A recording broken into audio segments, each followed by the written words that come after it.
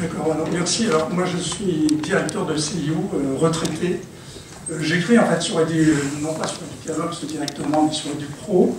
Et donc Michel récupère régulièrement. Et donc ma préoccupation, c'est plutôt l'organisation du système d'éducation et surtout les questions de l'orientation là-dedans. Voilà. Donc moi c'est le thème que je travaille en particulier. Alors je crois qu'on va sauter l'introduction et on va passer directement parce que le temps presse. Alors je crois que c'est M. Pint qui va commencer puisqu'il est à la manœuvre. Le temps d'intervention. Allez, allons-y. Alors bonjour à tous. 20 ans d'Internet, 20 ans je dirais, de veille, pratiquement dans tout ce qui était innovation pédagogique, pas mal de déceptions au fur et à mesure, une volonté de stopper, je dirais, quelquefois mes recherches et de rejoindre des groupes qui avançaient un peu plus dans ce domaine. Parce qu'il s'avère que, en termes de veille pédagogique par exemple, je vais évoquer cela aujourd'hui, tout au long du cycle de l'évolution du web, j'y ai travaillé et j'ai essayé de m'adapter à chaque fois avec de nouveaux outils, avec une forme de veille sur la veille. Et je me suis aperçu qu'en réalité, il y avait toujours ce décalage qui existe encore aujourd'hui à mon niveau, où on me demande quelquefois de ramener des enseignants, des documentalistes ou autres, enfin documentalistes un peu moins, à une veille avec des outils d'actualité. Et on s'aperçoit qu'à chaque fois, ce décalage subsiste. Alors, la rupture que l'on vit aujourd'hui, je l'ai vécu déjà dès le début, il y a une dizaine d'années avec les blogs, où j'ai commencé à travailler, à faire de la veille sur le sujet, avec un blog sur le journal Le Monde qui s'appelait Veille pédagogique, on me disait à l'époque. Veille pédagogique, ça veut dire rien, ça veut rien dire du tout, qu'est-ce que je veux dire par là, etc. Et je me suis aperçu que petit à petit, j'ai continué, puis aujourd'hui c'est pas mal repris. Alors, du web 0, moi je viens du monde du Minitel, pendant 10 ans j'ai travaillé sur le Minitel, j'ai connu, je faisais déjà de la veille dans ce domaine, sur tout ce qui était télématique, on est passé à un web d'images, et là on s'aperçoit qu'aujourd'hui je forme des étudiants à la recherche d'images, et le web 1.0 va nous servir à la recherche, par exemple pour une identité numérique ou autre. On va s'apercevoir, en tant que chercheur dans le domaine de l'identité numérique, je vois qu'il y a aujourd'hui des informations qui sont reprises et remises en avant, soit pour modifier son identité numérique ou autre. Donc moi je m'attelle énormément en ce moment à tout ce qui est veille identité numérique, veille identitaire. Dans le 2.0, en Internet des personnes, on s'aperçoit que plein d'outils sont ont été développés, peu sont utilisés par les enseignants qui commencent à l'être aujourd'hui, et quand on commence à s'y mettre, on va dire passer à autre chose, ce qui fait que on est passé, je le disais dans un article dans La Voix du Nord il n'y a pas longtemps sur une page, on est passé trop vite à la société de Google et de Facebook, ce qui fait que les gens qui découvrent Internet le découvrent par ce biais-là, et malheureusement il y a plein de choses à l'extérieur.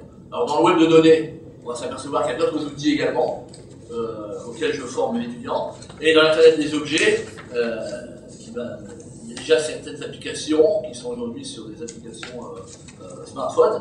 Et là, on est encore plus dépassé. Alors, l'importance d'une veille pédagogique, on verra, socialiser, diffuser, partager. Et on va s'apercevoir que c'est pas simple, parce que quand en 2002, 2003, je demandais de partager à partir d'un blog un travail, on me disait, un blog, oui, mais c'est Skyrock, c'est les blogs, je me mets pas là-dedans, etc. Il y avait un risque. Et je me suis aperçu qu'il était difficile, et encore plus difficile dans les années 2004, de travailler avec des espaces collaboratifs genre Wiki, parce qu'ils confondaient avec Wikipédia, ils se disaient, mais qu'est-ce que j'ai à faire là-dedans? J'ai dû faire marche arrière, et depuis 2008-2009, je commence seulement à vraiment pouvoir pratiquer cela. Ce qui veut dire que je me sers de la veille avec eux et je les forme, mais j'ai l'impression de les former contre les enseignants, en disant voilà, les enseignants n'utilisent pas ces pratiques-là, donc vous allez avoir un pouvoir informationnel, et ce pouvoir informationnel, quelquefois ils me retombent dessus, parce que les outils que je leur donne leur permettent de trouver des informations plus structurées, plus fraîches, et voire plus complètes que ce qui a été donné à la base, d'où le rôle de l'enseignant, je parle de l'enseignant curateur, et le documentaliste, c'est-à-dire qu'il va être capable de donner l'information juste à temps, au bon moment, et de la publier à qui de droit au bon moment. Alors, dans les trois webs aujourd'hui, on s'aperçoit qu'il y a justement le web social qui est le plus important, et je fais travailler mes étudiants généralement même dans les interventions d'entreprise, je montre qu'il y a des agrégations qui vont se faire au niveau des droits web. Et souvent, c'est là-dedans que je vais trouver des informations qui vont me permettre de faire une veille, notamment dans la recherche d'experts ou autres. Parce que les travaux que je donne souvent, je vais même jusqu'à les faire travailler dans le web un peu plus profond, qu'ils ne connaissent pas forcément. Et je leur donne un sujet, et souvent ils me disent bah, j'ai même pas trouvé le document dont vous parliez pour l'épreuve. Et là on s'aperçoit qu'il y a vraiment un décalage, ils veulent l'information immédiate, l'information qui n'est pas forcément complète, et je les accompagne dans cet environnement-là. Alors, ces cours à distance qui sont donnés dans des formations, master de santé, etc., me permettent de voir qu'on me regarde sur ma formation continue en me disant je ne sais pas si je vais arriver à comprendre vraiment ce que vous me demandez de faire. Est-ce que vous me demandez une synthèse des éléments pertinents par rapport à un sujet? Est-ce que vous me demandez carrément d'être un expert dans le domaine d'une veille sur le sujet? Et on s'aperçoit qu'en 4 mois, on arrive à lisser un travail et à faire un travail qui font que si on leur donne un sujet après, ils ne voient plus les choses de la même façon, et on ne voit même pas ressortir des moteurs de recherche traditionnels. Alors, dans les réseaux sociaux, c'est pas nouveau, on s'aperçoit qu'ils n'ont pas forcément une connaissance, notamment d'une veille identitaire par rapport à cela, et souvent leur premier cours consiste à leur montrer comment fonctionne la cartographie d'une identité et l'ADN numérique d'une personne. Et là j'ai des questions sur comment enlever ça, etc. Mais moi, ce que je leur demande, c'est pas d'enlever ça forcément, c'est pas l'objet du cours, c'est d'aller chercher des informations pour monter un document et le partager sur des espaces genre NetVibes ou autres. Mais tout cela, on a du mal, et je mesure, l'enseignant aujourd'hui qui se met dans ce cycle-là, je mesure la difficulté qu'il peut avoir s'il n'a pas suivi, moi j'ai suivi ces évolutions, parce que j'ai vécu les évolutions des outils, ça me permet de voir qu'il y a un décalage. Alors j'imagine ce qu'on appelle le digiborigène, ceux qui arrivent vraiment là dans ce domaine-là, comment vont faire les enseignants s'ils n'ont pas pris mon épouse est enseignante, elle me dit quelquefois, je vois pas comment je vais pouvoir gérer ça si on me rapporte une information et que tout est apporté par rapport à un rapport de Google ou autre. Hein. Alors, ce qui nous entoure aujourd'hui, c'est Dominique Cardon qui travaille là-dessus, c'est 4 identités, et à partir de là, je forme, vous voyez, mes étudiants à ces 4 identités avec des outils qui vont se compléter au fur et à mesure. Et certains ont 4 identités, ont une facette dans les 4. Moi, je l'ai volontairement créé, mais d'autres n'imaginent pas que quelque part, ils ont un clair-obscur. Ils sont dans le clair-obscur. Et c'est très bien expliqué sur le site de Dominique Cardon, qui est sociologue des réseaux. Et certains ont une lanterne magique. C'est-à-dire que sur Internet, par exemple, en demandant de retrouver l'expertise de quelqu'un par rapport à un domaine, eh ben, je vais avoir du mal à le faire parce que je n'ai pas forcément connaissance de la totalité des réseaux sociaux qui existent.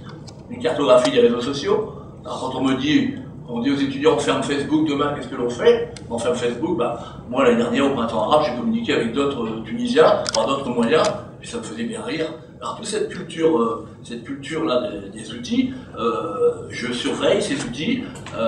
On a fermé Google Reader, bah, derrière ils savent déjà que d'autres outils de type qui remplacent Google Alert vont naître, et je les forme à tout cela. Et c'est important parce que au début j'ai du mal, et à la fin je récupère un retour sur investissement, et quelque part certains vont plus loin en termes dans leur embauche, dans leur stage, pour aller plus loin. Envoyer des traces indélébiles, on passe par ces outils-là, j'en passe quelques-uns. Tout est un ensemble d'outils pour faire un monitoring de son identité, mais non pas uniquement de surveiller par exemple quelqu'un sur Google, mais aller sur Twitter et de voir par exemple qui a tweeté sur tel et tel sujet. Tout ça c'est inclus dans la démarche.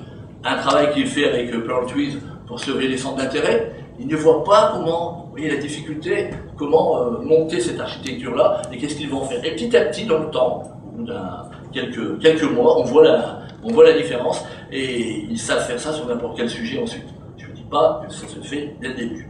Alors vous voyez, surveiller l'identité numérique, j'aurai un ensemble comme ça, je ferai un billet là-dessus, un document là-dessus. Vous voyez, pour appuyer la sérendipité, je leur apprends à aller fouiller des données qui traînent dans les fonds de cube. Et souvent, je leur donne ces sujets-là, et ils me disent, bah oui, monsieur, on a trouvé, mais c'est pas le bon document. Il ne me semble pas que c'est celui de 93 pages dont vous parliez. C'est celui, il en fait 120. Donc c'est pas celui que je veux. Et vous voyez, c'est plus difficile. De la même façon, je leur apprends avec Google à avoir partout où ils ont pu laisser des traces ou autres, mais aussi à retrouver des informations sur des commentaires qui ont été faits. Et ça, c'est pas négligeable. On a donc la volonté aujourd'hui de surveiller son microblogging en termes de veille, avec quelques outils qui existent ici. Hein, vous aurez ce PowerPoint de toute façon. On a également des outils comme BlogPulse qui permettent de le faire, des outils Social Mention qui vont permettre de voir un peu ce qui a été dit pour des tendances. Alors, tous ces outils-là sont dans des banques de données. Et quand je leur donne le sujet, ils me disent mais oui, mais vous n'auriez pas un outil qui me permet de... Mais je vous ai donné la banque de données avec tous ces outils. Mais quelque part, ils reviennent au grand galop vers ce qui est naturel, c'est-à-dire la recherche sur des moteurs de recherche traditionnels. Vous voyez, par exemple, remonter des informations, des images présentes sur les réseaux sociaux, c'est pas évident. SegPoint pour des informations sur les réseaux sociaux et les plateformes de blog, exactement la même chose, parce que je sois en marketing international, que je sois en droit ou autre, on va utiliser les mêmes outils. Pour tout ce qui est commentaire également, vous voyez, ça c'est toute une batterie que j'utilise avec mes élèves. Quand il s'agit d'aller se lancer sur le nomadisme, on va s'apercevoir que certains me rendent déjà leurs travaux avec des cartographies qui sont faites sur les outils via smartphone. Alors c'est assez surprenant, je les garde précieusement, mais je vais collaborer avec eux sur ces cartographies en rajoutant, par exemple, quand il s'agit de travailler sur un mémoire ou autre, je vais compléter cette cartographie en disant je peux le faire également sur un mémoire pour aller commenter quelque chose ou autre. Là, j'utilise également Foursquare, mais là, c'est un moteur qui a eu quelques années quelques gros problèmes. Il a servi à des bandes de cambrioleurs, et aujourd'hui, bon, il est remis en place. Et donc, je les invite également à travailler sur des outils comme Yippee et Exalid, qui font de la cartographie linéaire, et qui permettent justement d'aller fouiller par cluster de résultats des informations bien plus pointues sur la toile. Et quand on arrive à cela, eh ben, ils me disent merci, parce que le document que le professeur nous avait donné de 2009, il ne trouvait pas les chiffres de 2010-2011, on a eu tous les chiffres, mais en Angleterre. Et le document, on l'a en entier. Oui. Donc, cartographier le web, c'est important, parce qu'on a du mal à se repérer, et maintenant, il existe des outils de cartographie automatisés. Donc, avec moi, ils vont faire de la veille manuelle, de la veille automatisée, et de la veille cartographique. Voilà. Alors, la cartographie, quand j'utilise TouchGraph, par exemple, eh ben, savoir confronter des idées et faire sortir de tel ou tel cluster une information, c'est pas évident. Et généralement, vous voyez comment l'internaute et l'étudiant juif va se comporter, il va me dire voilà la cartographie du sujet, mais il ne va pas analyser le contenu. Alors que quand on analyse le contenu, on va de plus en plus loin dans le web. Voilà. Ici, constellation Exalid. Est-ce que vous pourriez conclure rapidement? Oui, je conclure. Et donc, certains outils aussi sur l'image. D'autres, qu'on ne doit pas oublier, également sur le sujet, qui vont vous permettre de faire des recherches, non pas à titre personnel, mais aussi professionnellement. Donc, je vous mets ici une banque d'outils que j'utilise avec la banque Aeris, le site de Asla, liste des moteurs de recherche, le site de l'Office, le site d'invisibleweb.net également, et le site de Rennes qui donne toute une banque de données très intéressante que je mets à disposition soit au début quand ça bloque, soit aux 3/4 du temps. Parce que quand je suis en formation à distance, ce n'est pas évident. On va tester les outils au fur et à mesure. Au bout d'un moment, je suis obligé d'aller leur livrer parce qu'il y en a qui sont complètement bloqués. Hein, voilà. Donc, en guise de conclusion, on voudrait qu'il y ait, moi j'aimerais bien qu'il y ait des enseignants curateurs et des architectes de la formation. Il y en a qui le sont de plus en plus et qui vont être facilitateurs d'apprentissage avec cette innovation pédagogique. Enseigner les réseaux sociaux, mais toutes les pratiques que l'on peut avoir, non seulement pour l'éducation, mais également pour l'identité numérique. Et puis, j'aimerais aussi qu'il y ait cette prise de conscience au niveau des parents, afin de guider les jeunes sur le net, si nous le maîtrisons, bien sûr. Donc voilà ce que je voulais vous dire ce matin sur un peu le recul et l'expérience que j'ai aujourd'hui sur la veille réalisée avec les étudiants. Je vous remercie.